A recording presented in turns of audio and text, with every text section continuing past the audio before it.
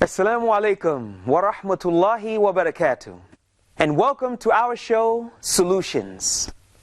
We are going to be discussing real life issues with their solutions, hence the name of the show.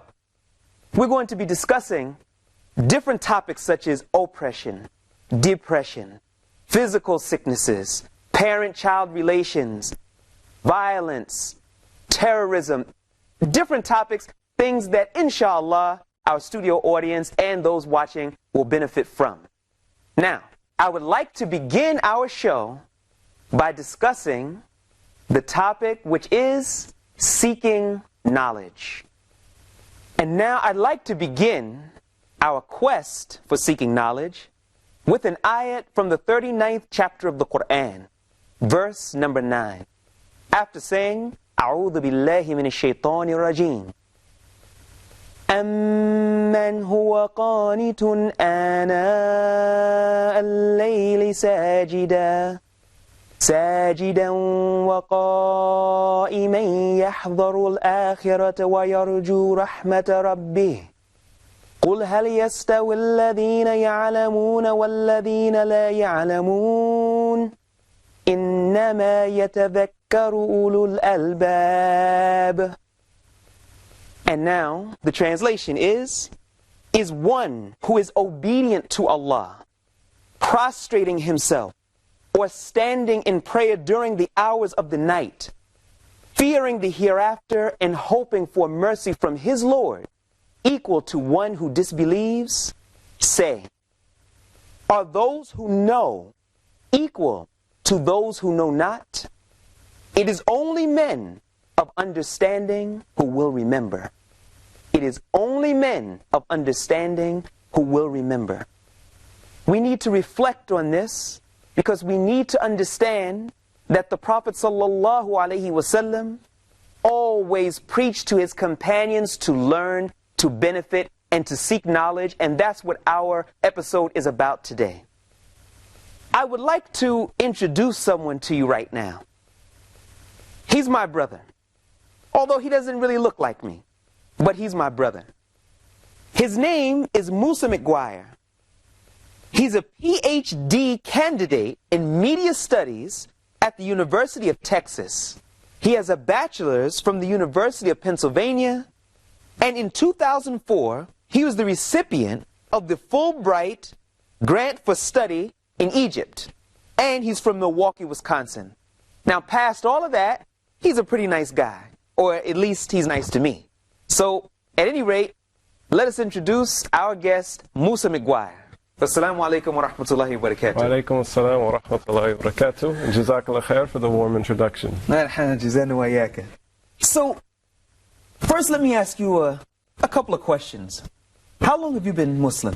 I've been Muslim for 7 years, since 1998. Since 1998. And if you can briefly tell us, how did you accept Islam? Well, like for many people, it was a long process. When I was coming of age in high school, I was really obsessed with the problem of racism in American society. And like W.E.B. Du Bois said a century before, I felt that the color line was really the enduring problem of American society, of the 20th century and now even into the 21st century. So it was with this concern for this problem and what seemed in many ways, an insoluble social problem, something that was so deeply ingrained in American society, that I started to look for solutions. And, when I was in high school was the time when the movie Malcolm X came out, and the story of Malcolm X was really popular, and everybody had X hats, and they even had X shoes. I saw that. So, I became acquainted with Islam in particular as a solution to this problem of racism. And that was really what first drew me to Islam. And I started to learn about it little by little, and I really respected it. But there was a long time where I felt like, well, I respect it, and I know at least on this one social issue that Islam offers an answer, but, in terms of praying 5 times a day, that seems hard, fasting, that seems hard. But, over time, it was like the more I learned, the more the truth was tugging at my heart. And the more I started to learn about Tawheed and really the core of Islam, I realized that it was much more than a solution to this single social problem that I had been concerned with. Rather, it was really the solution for everything. So, by the time shortly after I had graduated from college, I really couldn't resist anymore. Took Shahada, alhamdulillah. Alhamdulillah. But did you get any problems from your peers, your friends, your family, that now, you went from so-and-so to Musa? Yeah, well, there's certainly a level of resistance. I mean, I think one thing that's important to keep in mind is that, the non-Muslims in your family or among your friends are never really going to be completely happy with your decision to be Muslim. And if they were, then really they would accept Islam as well. But of course, there's varying levels of tolerance. Some people in my family have openly really rejected me and said that, you've abandoned your tradition and we really don't want anything to do with you. Others are more tolerant, but they don't quite understand it. Certainly friends I had in the past, I'm probably not as close to anymore because we really, we believe in different things and we live for different things now. But, I try to remain cordial with them. But I think, sometimes it's hard to understand how someone can change like that. But, inshallah, we try to make dawah with these people.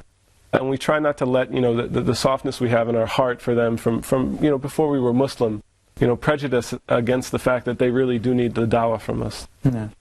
But those family members who've become tough with you, I mean, how do you deal with them? Well, I try when I can to communicate with them.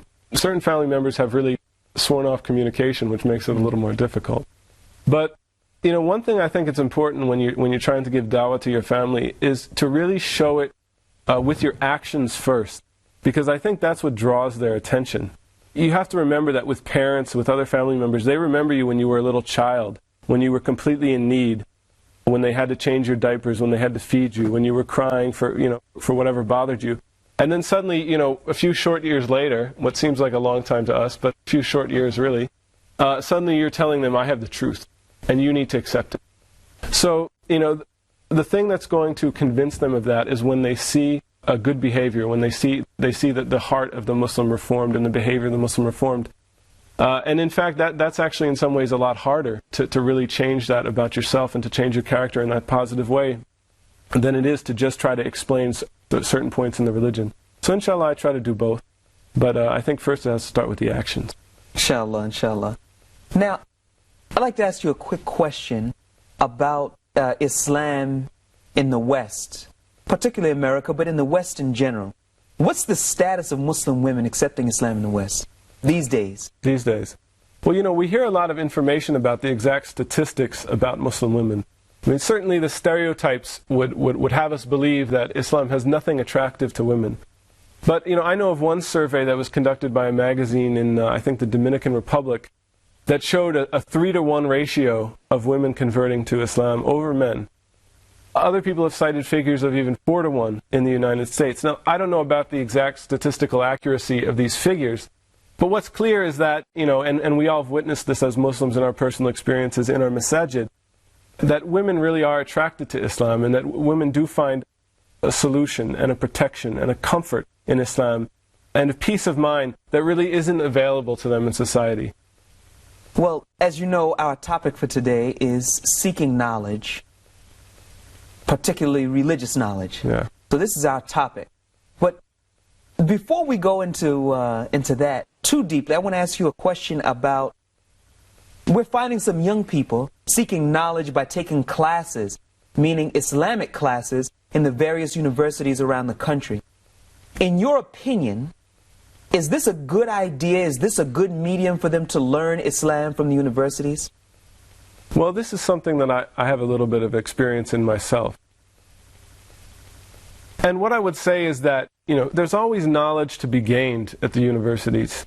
And in a way, we don't want to turn our back on that. But when you're dealing specifically with the topic of Islam, I would say that at best, what you're going to find is going to be bittersweet. Now, the exception to that, and there are exceptions, is when you find a good Muslim instructor who's working within that system and does his best to give you a really solid curriculum that's going to build your understanding of Islam or your understanding of current events that relate to the Islamic world. But, the problem is, for instance, if you study Arabic, sure, you will make progress in Arabic, but the Arabic in universities is structured around a secular curriculum. So you're learning Fusha, but it's not exactly classical Arabic. It's what they call modern standard Arabic. And in a way, when they're teaching you this, they're teaching you about contemporary political issues, contemporary social issues. You're learning words that allow you to be conversant about current events in the world. But, there's really not an explicit recognition of the fact that the reason we are speaking Arabic now and the reason that Arabic is a global language is because of the Quran and because of Islam. Do they teach that? No. Do they teach, in your opinion, Islam that will help you get to the Akhirah? Well, absolutely, really not. I mean, when you're learning the Arabic, you learn it as a useful tool, and it is capable. But I've always noticed a difference when you learn Arabic, or you get a lesson about an Arabic vocabulary or something in grammar in an Islamic context. There's always a richness and a sweetness to it that you learn about, the beauty of this language. And when you're learning about it in the university, you learn it as a tool, but it's missing that sweetness because it's explicitly, stripped of that divine quality as much as they can. They try to make it into just any language. And similarly with the Islamic studies classes, one thing we have to remember that some of the shuyukh have talked about the way that there's an ideological warfare going on, ideological warfare against Islam. In actuality, that's a topic that we're going to touch upon today, inshallah. So, we'll be back in just a few short minutes. Assalamu alaikum wa rahmatullahi wa barakatuh. Assalamu alaikum wa rahmatullahi wa barakatuh. Now, what I'd like to do is, we went out and we asked the question to some young people. The question is, which should be the focus of study in our lives? First and foremost, Islamic study or secular study, and why? We got some interesting responses, so let's see what they say. Okay, let's see. I think the correct answer should be it should be balanced between both, because if you actually look at the sciences from Islamic point of view, you'll find that a lot of it coincides with Quran and the Sunnah. So I think equal proportions should be given to both, because Islam is not just about believing in something or forcing you to believe something even if you're not convinced with it. So I think the sciences are there for us to believe in Islam more. In my opinion, I don't think that we should focus on one type of learning or something. We should apply both science and religion, both side by side. What do you think? Should they be equal, and should one take precedence over the other? Well, I think back when Muslims held the stewardship of knowledge, we didn't even have this distinction of secular and religious, because the supplemental knowledge, what we might call the secular knowledge now, grew out of the religious knowledge. I think the problem now is that, we have this separation, but it's essential that we remember that, the crucial knowledge for us is the religious knowledge. Everything else really is a supplement to that. And I think, we need to try to organize ourselves around that principle. Inshallah, inshallah. We now would like to introduce our second guest. He studied in Mecca in the Kingdom of Saudi Arabia for 12 years. And he's been giving da'wah, countless khutbahs, religious talks, and so on and so forth, both inside of the States, outside of the States, and everywhere in between. So I'd like to introduce my other brother, who also doesn't look like me, but he's still my brother also. His name is Ammar Emanet. Ahlan wa sahlan. Assalamu alaikum wa rahmatullahi wa barakatuh. And it's good to have you here. Thank you very much. Yeah. You've been monitoring what we've been discussing so far. We just saw some responses from some people who think that secular knowledge and religious knowledge is equal and should be learned on equal terms. Do you agree with that statement or not? Well, I think theoretically, probably most people wouldn't dispute that. But practically, I would have to disagree. Because the problem isn't a lack of study of secular knowledge, but the problem is a lack of religious understanding. If you look at the Muslim world in the last 150 years, the Muslim world has been sending students abroad to learn the knowledge of the West since the Ottoman times. Islamic universities in the Islamic world produce tens of thousands of students every year. In the United States, every university has a full load of students from every part of the Muslim world probably every hospital in the country has doctors on staff from the various parts of the Islamic world. So Muslims put in just as much an effort in that area as anyone else. That's not the problem that I see in the Islamic world. It's that there's a huge corruption that drains away the energies that are put in by the Muslim peoples in areas of education, and that's because of the lack of a foundation in religious teaching, ethics, moral conduct, which destroys the productive efforts that the Muslim people put into education. So I think that, the problem isn't that Muslims aren't interested in science and mathematics, they all are, but the efforts prove fruitless. So, do you see a direct correlation between stagnation in certain areas where there are Muslims because of a lack of religious knowledge, or because of lack of secular knowledge, or both? Well, when you go back to the root of it, religious knowledge stagnated first, and that caused a delay in technological scientific development. And the religious stagnation caused moral decay throughout the society, spread of corruption, and that has destroyed the infrastructure of society. So you can't just there's not a lack of information or data, but how you use it. If there's not a system where you can productively use knowledge, then you'll get to the situation we're in today. So, of course, the fundamental problem is religious knowledge. A misunderstanding of what Islam is, and a misunderstanding of what Islamic knowledge or fiqh knowledge is. And if you solve that problem, then I believe every other problem is solved by, in course of time. One of the things that I've dealt with being a student in not so much the sciences and mathematics, but in humanities and the social sciences, is that there's a lot of important knowledge there in these fields, and at the same time there's a lot of ideologies competing for attention. And when you bring an Islamic ideology to the table, you're generally in a very lonely position. And do you have any thoughts on how Muslims should go about studying in these fields?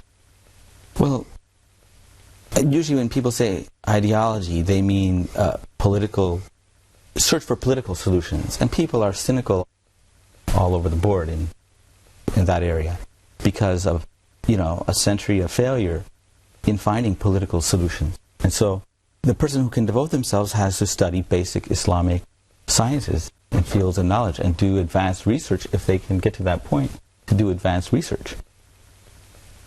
The problem is that people misunderstand what Islamic knowledge is, and they think that fiqh, for example, is learning ahkam, salat, wudu, tahara, the different laws, and of course every Muslim child has to learn those things. But fiqh, as the Prophet ﷺ said, مَا يُرِدُ اللَّهُ بِهِ خَيْرًا يَفَقْهُ فِي الدِّينِ. If Allah desires good for anyone, He grants them the understanding of religion. That means that the solution for every problem is in religious knowledge. That any good that Allah wants for any person or group of people comes by way of religious knowledge. And by contrast, if Allah does not desire good for a certain individual or group, then He does not grant them that knowledge. So, understanding fiqh from the point of view of the gateway of all good in this life and in the hereafter. So, understanding the importance of religious knowledge, what would you recommend for the average person living in the West that perhaps doesn't have the opportunity to go abroad to seek knowledge? How would you say, or what type of curriculum, briefly, could you give in terms of seeking knowledge? How can the average person in Milwaukee or New York or Florida or Colorado seek knowledge? You have to seek knowledge from those people who possess it. It takes dedication, it takes time and patience and sacrifice, and unfortunately a lot of our brothers are not willing to commit to that, at least not for a long term. That being said, the ones who are sincere in seeking knowledge often have a difficulty of finding people to help them. The proper books and literature in English, for example, to help most people beyond a certain level. Hadiths have been translated, Quran have been translated, but actually you can't approach those things and deduce knowledge from them unless you have the tools, the usul, or the principles, foundation principles of Islamic knowledge. You need to get those principles, and the only way you can do that these days is to go to an institution or to a sheikh who is learned in that area, who can, impart them to you. But you need the tools first before you approach the data. And unfortunately, if you just translate some knowledge into the language, that doesn't give them the tools to use that knowledge. So what would you say are the bare necessities?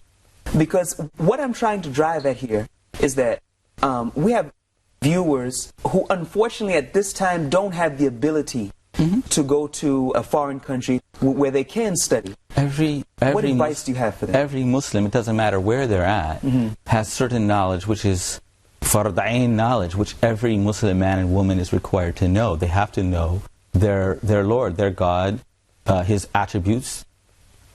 They have to know the basic obligations of a Muslim. You know probably very well that you can't know ibadah or worship is acceptable without understanding the purpose of it, the meaning of what you're doing. You need to know what the kalimat al-shahada means.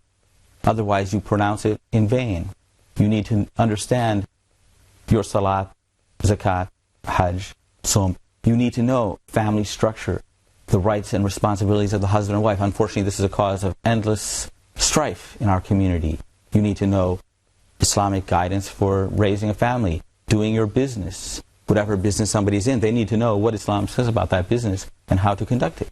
Would you say that the internet is a reliable medium? As you know, a lot of brothers and sisters, they're going straight to the internet to try to learn their religion, chat rooms and such like that. Is that a reliable medium for learning Islam? Well, the problem is that the internet contains everything. It's a total free market, and it contains valuable kernels of knowledge, and it contains a lot of things that will mislead you. It contains things which are totally antithetical to Islam. My advice is that people find someone who is more knowledgeable than themselves, who they feel is sincere, who has a religious background, and take their advice before they go and learn from different sources. And at least if you are on sort of your own free quest for knowledge, at least don't accept something until you have compared it with what is available to you from the Quran, from the Hadith of the Prophet Muhammad ﷺ, and compare what you get from different sources. And perhaps that way you can be saved the trouble of being committed or committing yourself to a set of ideas, and then it turns out in the future that those ideas were not authentic Islam. I would like to thank you all for joining us, and Jazakum Allah li kulli khair. Assalamu alaikum wa rahmatullahi wa barakatuh.